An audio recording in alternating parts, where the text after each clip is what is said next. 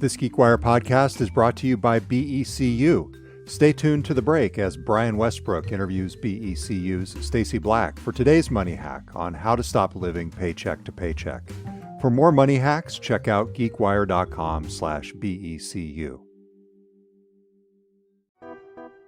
What's expected in this yearly report is a survey of almost 50 billion objects in the sky. The work of astronomers will be completely changed by the availability of this amount of data, which is then wonderfully processed.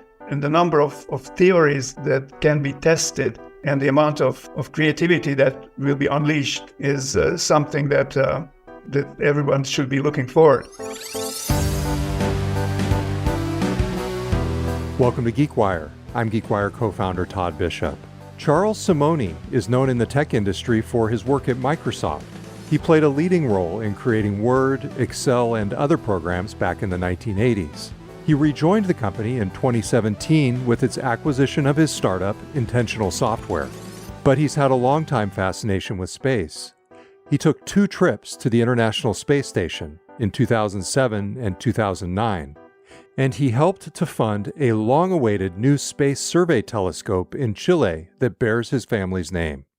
On this episode of the GeekWire podcast, Simonyi speaks with GeekWire contributing editor Alan Boyle, the veteran space and science journalist, about the new Simonyi Survey Telescope, the potential for new discoveries, and his longtime fascination with space.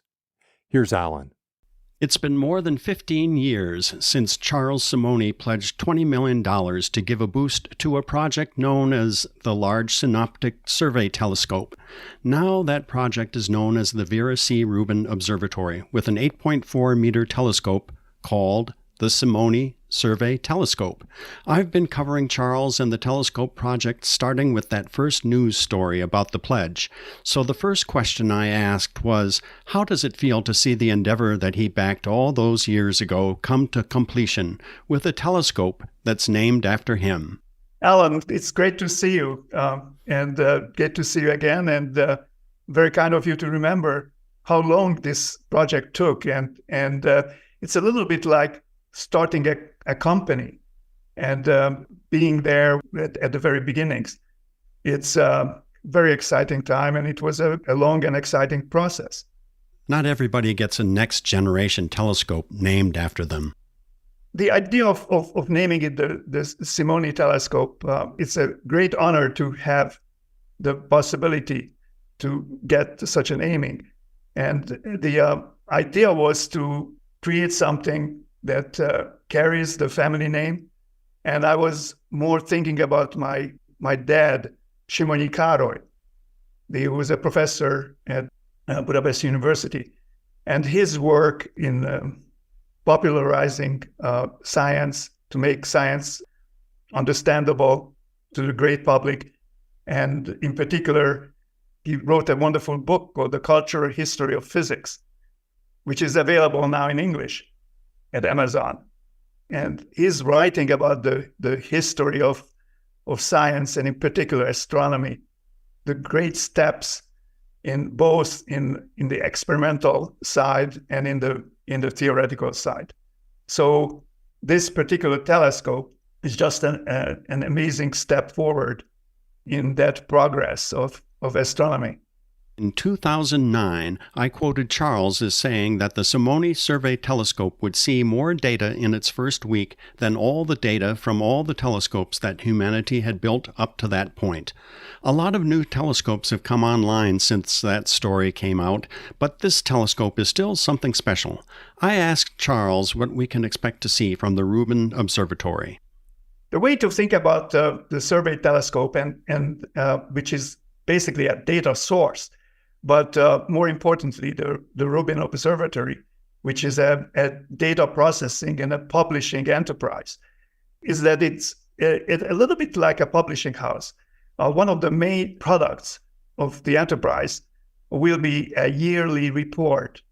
And what's expected in this yearly report is a survey of almost 50 billion objects in the sky, each one described with about 200 different parameters.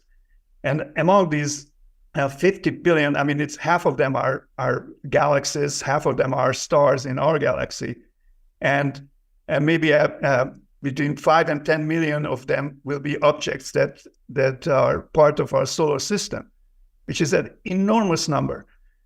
The work of astronomers will be completely changed by the availability of this amount of data, which is then wonderfully processed. And the number of theories that can be tested and the amount of creativity that will be unleashed is something that everyone should be looking forward. One of the things that my wife Lisa and I did to support that is we have a Simonyi NSF, a program for Simonyi NSF scholars that NSF being, of course, the National Science Foundation, which carries the larger part of the burden of this enormous enterprise that started from such a small initiative, 20 years ago. But again, we have this program for scholars that provides support for early career astronomers that are engaged in processing and testing theories against the data from the Rubin Observatory. I went on to list some of the astronomical mysteries that the Rubin Observatory is designed to dig into. For example, the nature of dark matter and dark energy, observations of supernovas and distant galaxies, and the discovery of thousands upon thousands of asteroids, including some that might threaten Earth. I asked Charles what discoveries in particular he was looking forward to. I'm certainly not looking for an asteroid that is threatening the Earth, but it's good to know where those asteroids are. And this number of 5 million or 5 to 10 million objects in our solar systems is something worth thinking about. Quite a few of these will be trans-Neptunian objects. That is, things like Pluto. Among those, there might be the planet X that Pluto was supposed to be. That is kind of out there but still has a gravitational effect on the other planets that is not quite understood. And that would be nice to see.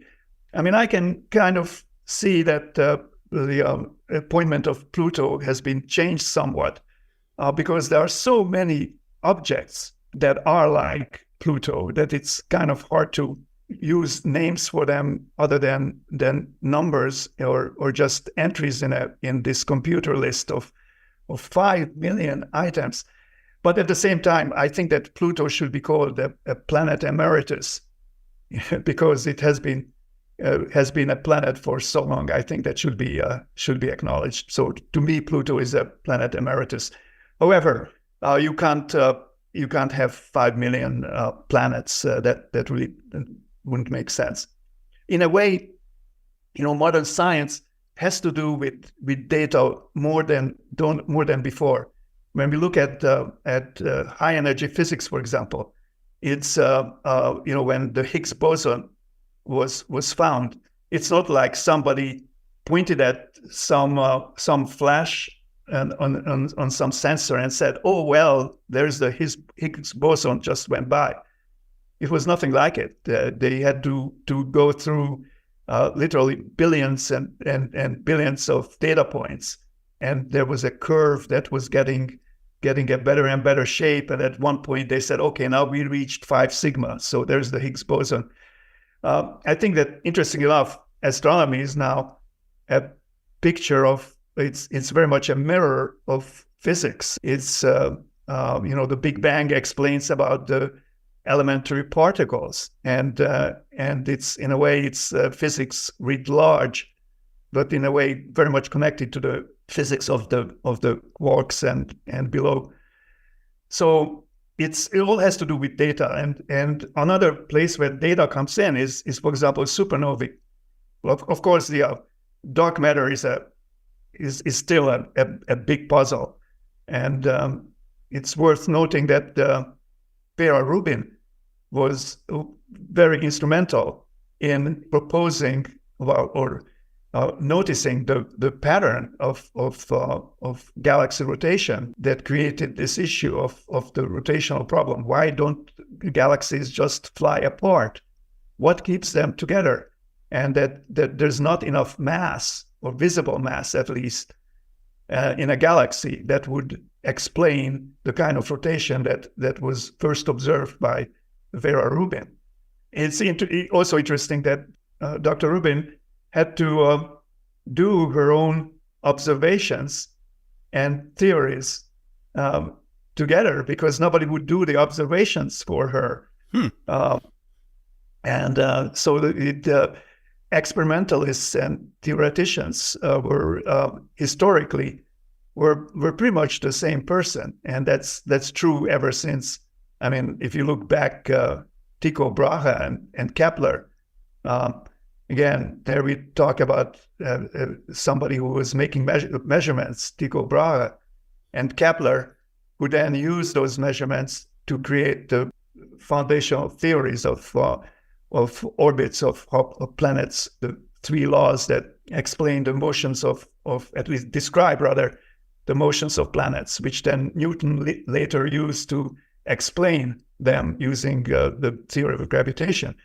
But now it's going to be completely different in that the data will come in automatically, and people will be sitting at computers and working the data. Mm-hmm. And that's a wonderful thing about the Rubin Observatory is how accessible it will be. This data will be that they will be able to use it all over the world at various levels. Coming up, what makes the Simonyi Survey Telescope different? This GeekWire podcast is brought to you by BECU. Stay tuned as Brian Westbrook interviews BECU's Stacy Black for today's Money Hack on how to stop living paycheck to paycheck. And for more money hacks, check out geekwire.com/BECU. Are you living paycheck to paycheck? Help is on the way. Lead financial educator for BECU, Stacy Black, is here with me. You have some tips. What should people know? Number one, avoid quick fixes like payday loans or pawn shops. They seem like they're going to do the trick, but it just puts us in a deeper hole. And I would say look big picture, long term. Think about what resources are out there and available to you, and check with your financial institution. I know BECU has a lot of great resources for our members. What if you are feeling like you're alone? What would you say? You are not alone. 62% of us are living paycheck to paycheck. And so it's pretty prevalent. Just know that you're not alone and there is help available. More advice and tips and tricks from Stacy Black, lead financial educator for BECU, is available on Money Hacks at geekwire.com/BECU. Listen to the full interview and find more episodes of Money Hacks at geekwire.com/BECU, and find more information at becu.org.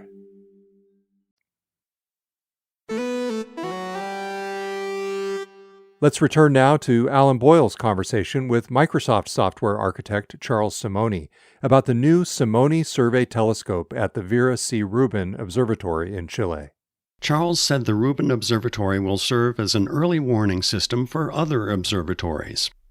One interesting thing, for example, in terms of the observatory being this publishing house, is that they also have kind of a room or central called events. Every night, within 60 seconds of every exposure, they will be able to publish events. There will be about 200 events per second every night.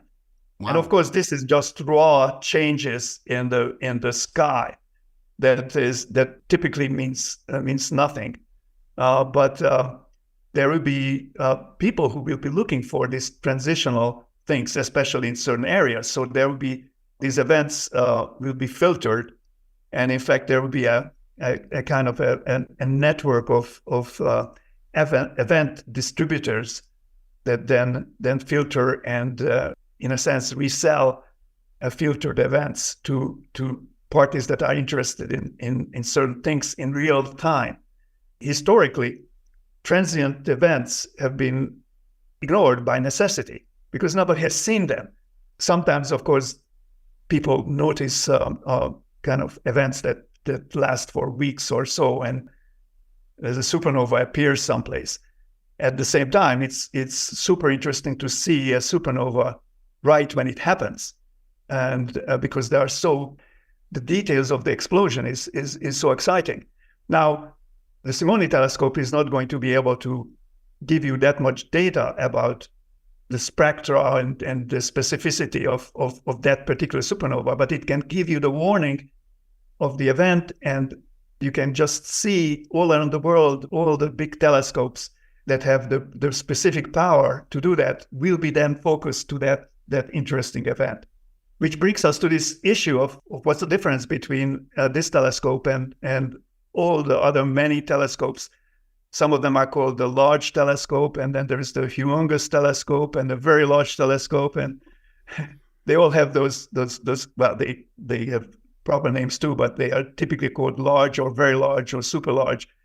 And it's a little bit like having a camera, and then it's a difference between a wide-angle lens and a telescopic lens. And it is, everybody with a camera knows, it's not either or. You have views for both. It's not that like one of them is better. There are things that you can do with a telescopic lens, but if you don't have a wide-angle lens, you're missing a lot of interesting things.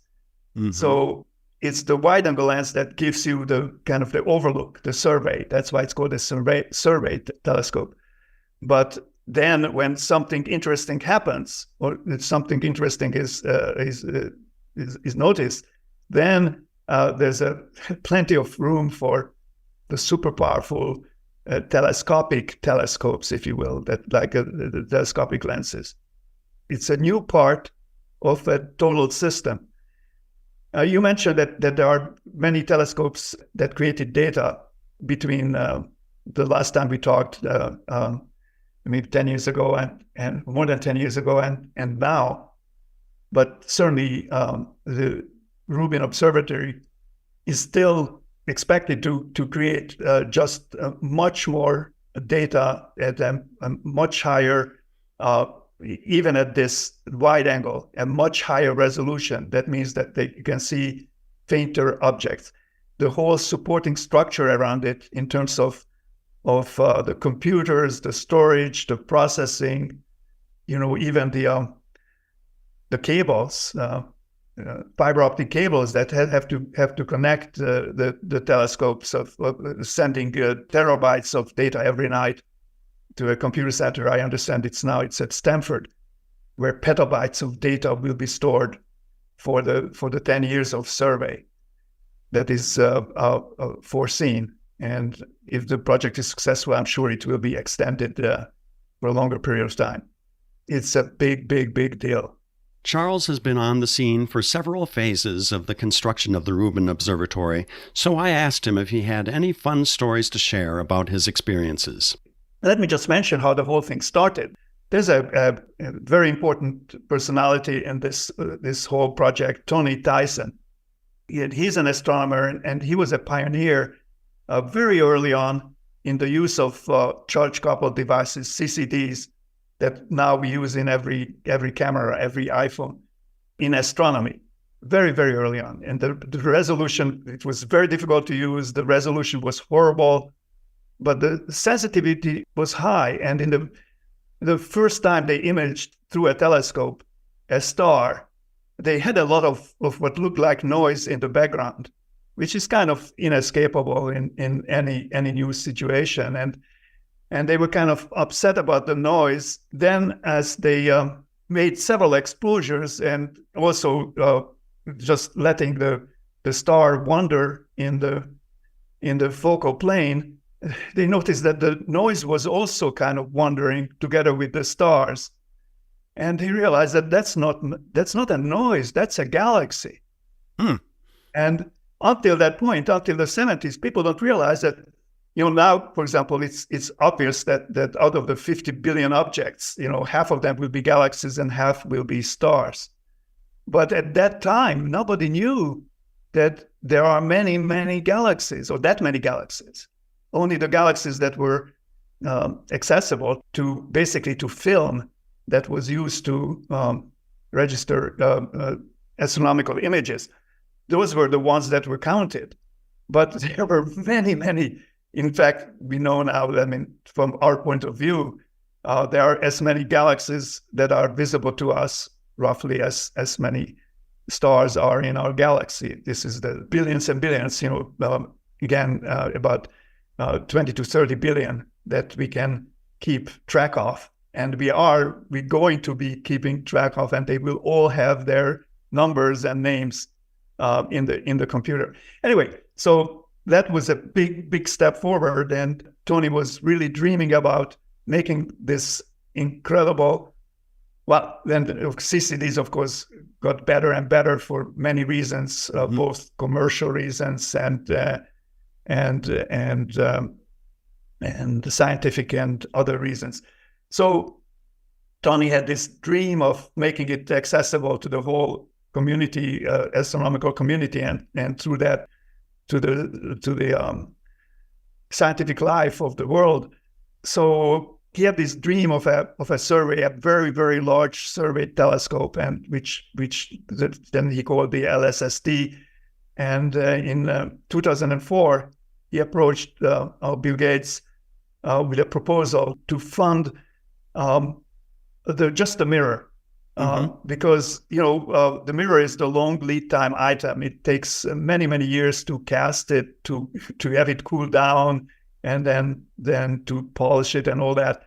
So it takes much longer than any other part of the enterprise. Plus, once you have a mirror, you have a much better case for building an observatory around it, which will be, of course, much larger enterprise.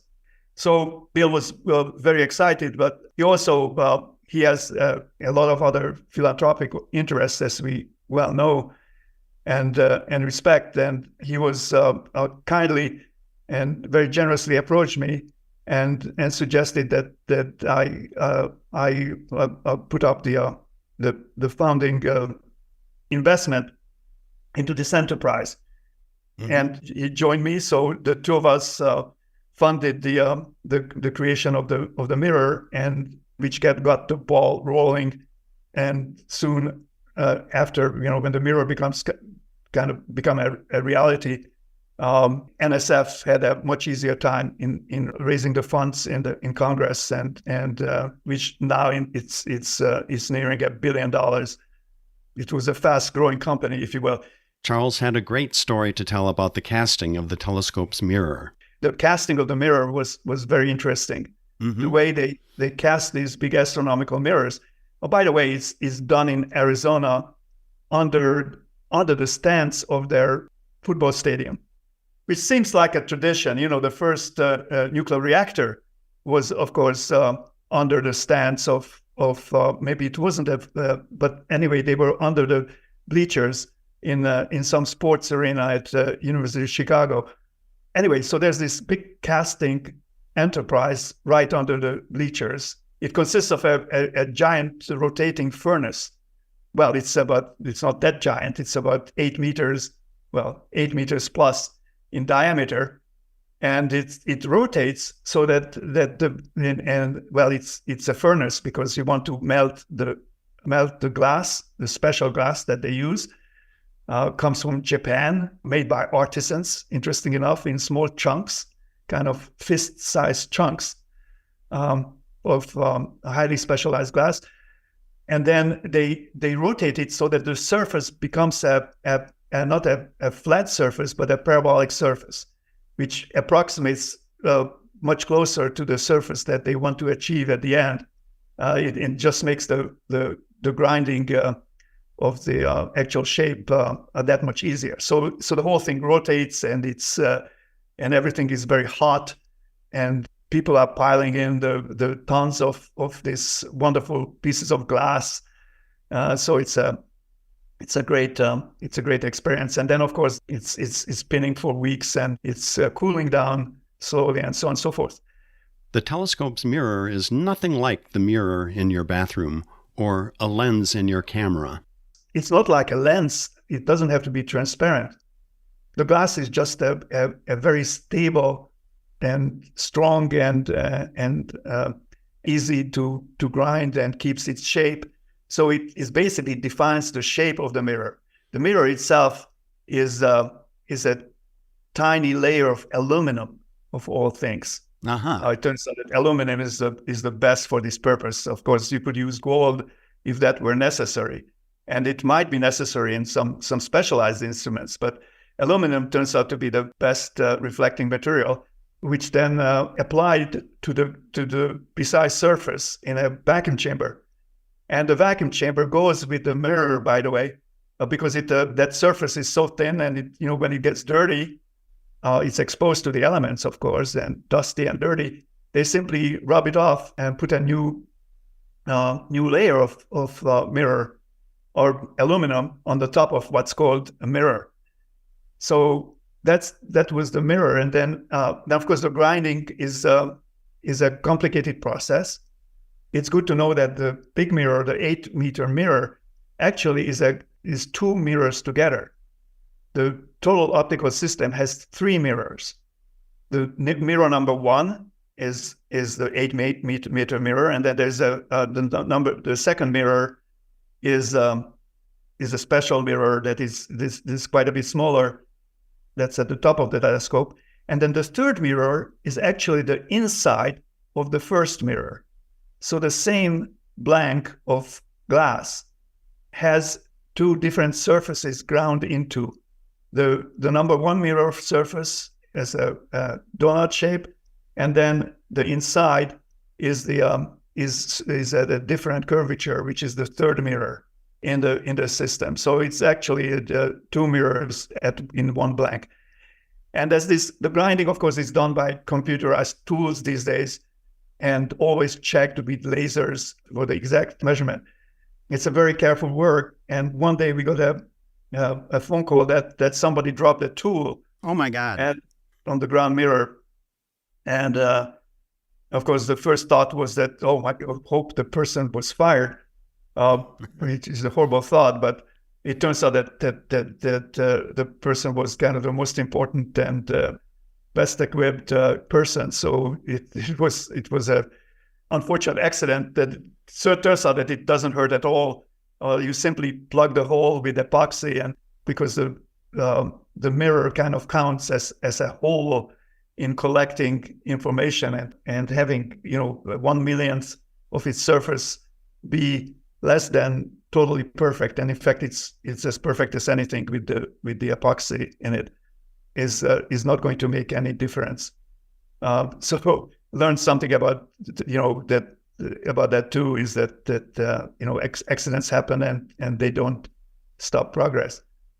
Then I remember going into a lab where they were doing the first CCDs, the sensors, and they have to be extremely flat and have to have some other crazy properties. And I remember looking at the lab and looking at a Teflon tray with some bubbling fluid in it. And I asked what that was, and they told me that it was hydrofluoric acid, boiling hydrofluoric acid, which is like the worst thing in the world. But it kind of made a lasting image of being that close to something that dangerous and strange and unusual. Charles also attended the stone-laying ceremony that kicked off the Rubin Observatory construction project in 2015. I also visited the groundbreaking in Chile, and that was my first time in Chile. And now that I'm going for the inauguration, the naming ceremony, there will be another inauguration of the observatory later on, when everything will be working. Right now, it's just the telescope itself that will be working.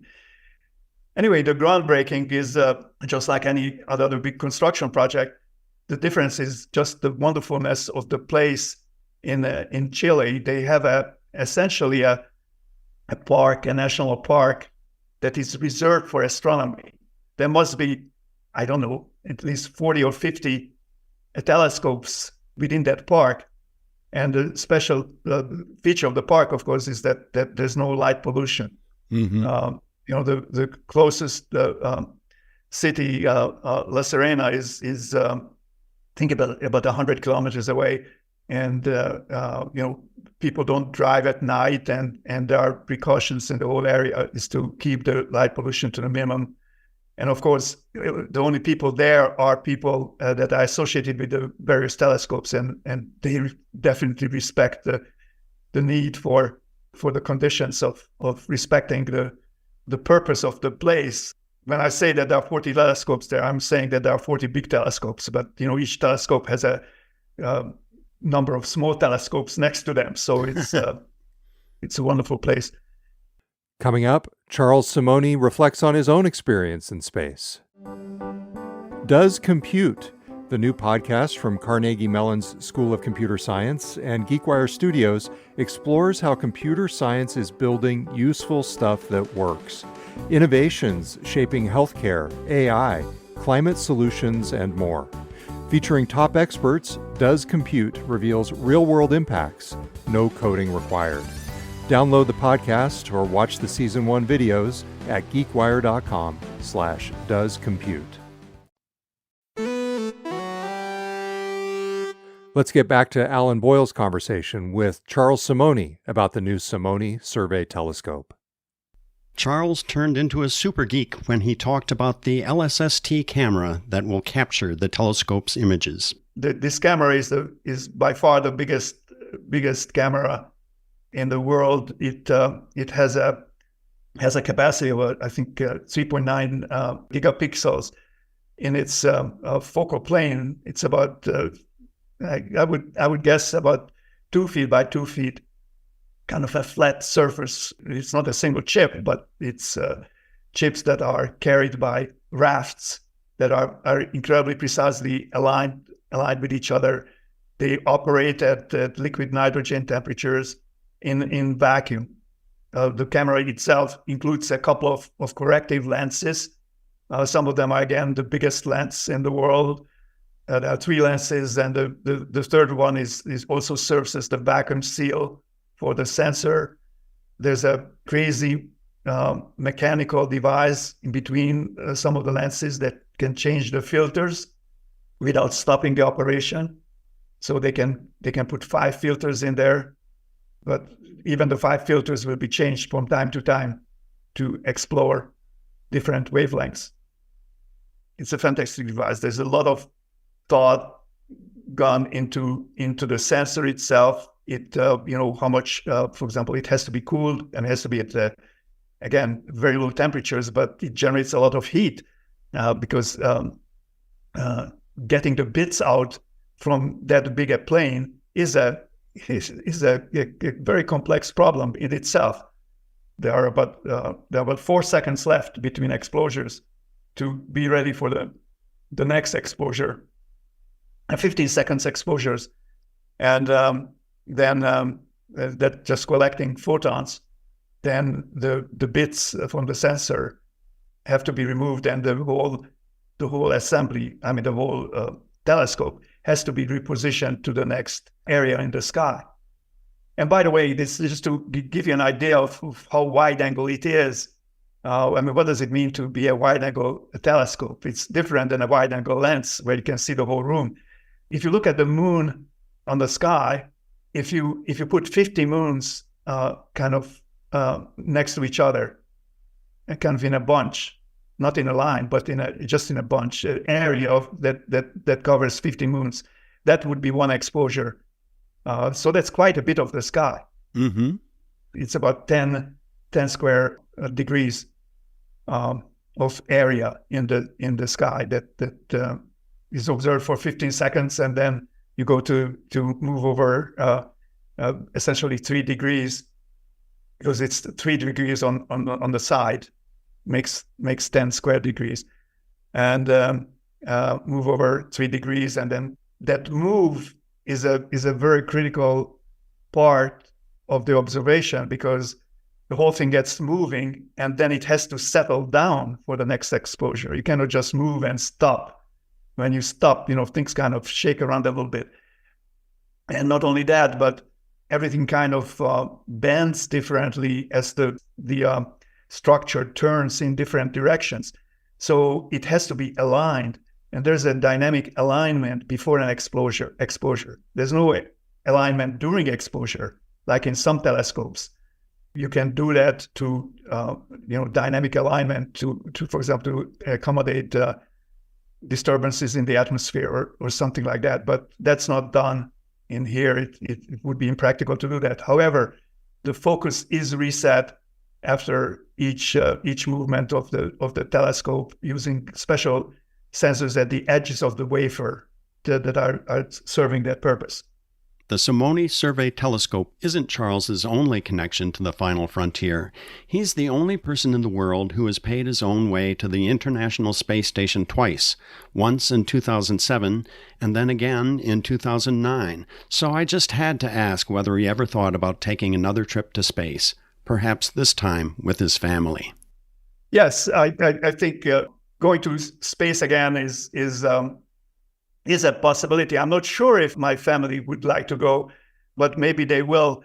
I was thinking that space travel might become more routine, probably in 10 years, than certainly that it has been when, for example, I was flying. It was still an enterprise that required a lot of time and a lot of effort, a lot of learning, a lot of training, because it certainly the comfort of the whole notion of a customer wasn't on the table at the time, and the comfort of the non-existent customer wasn't a primary consideration at all.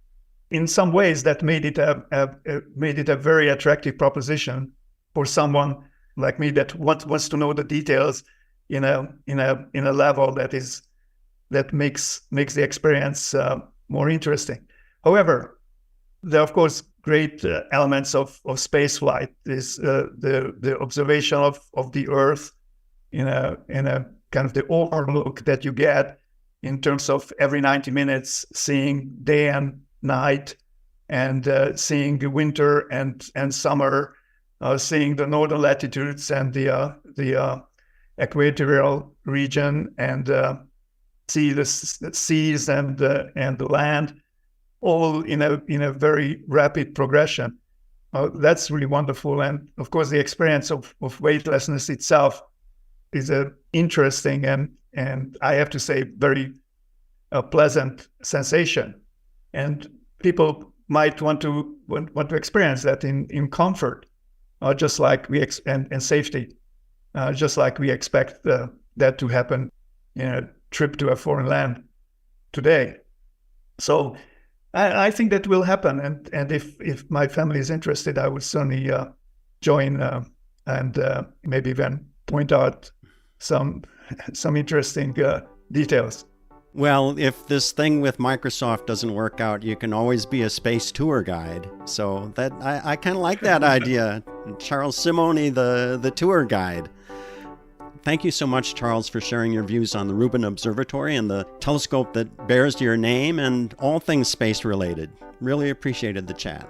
You're very welcome, Alan. That's Charles Simonyi speaking with GeekWire contributing editor Alan Boyle. See the show notes for a link to Alan's story about the Simonyi Survey Telescope at the Vera C. Rubin Observatory in Chile. Thanks for listening. Curt Milton edited this episode. I'm GeekWire co-founder Todd Bishop. We will be back next week with a new episode of the GeekWire Podcast.